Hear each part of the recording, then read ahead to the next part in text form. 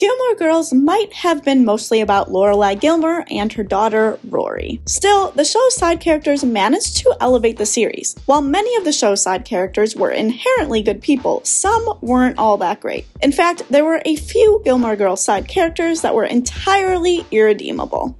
It didn't matter how brilliant Asher Fleming was. He was an awful Gilmore Girls character. Paris Geller was mature, driven, and often downright mean. Still, she pushed Rory in the right direction and created a lot of interesting drama. Whether you loved Paris or hated her, watching her hook up with a man 40 years her senior was troubling. Amy Sherman Palladino presented Asher Fleming, the professor Paris dated, as a college freshman, as brilliant and accomplished. He was supposed to be seen as an intellectual match for Paris. He didn't actually have any redeemable qualities, though. The age gap, the clear power imbalance, and the fact that Asher had dated multiple young co-eds before hooking up with Paris meant he was nothing more than a predator, no matter how the show attempted to present him.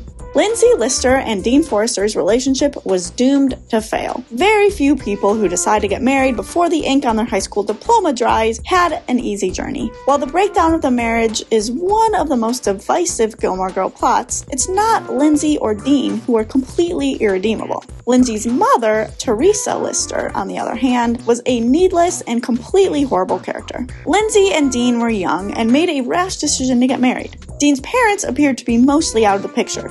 Teresa was not. Not only was she completely cool with the idea of her teen daughter getting married, but she actively encouraged the entire thing. When it understandably didn't work out, she didn't accept that the marriage was doomed to fail. Instead, she stepped in to verbally attack Rory for Lindsay. She was far too involved and yet not involved enough to have any likable characteristics.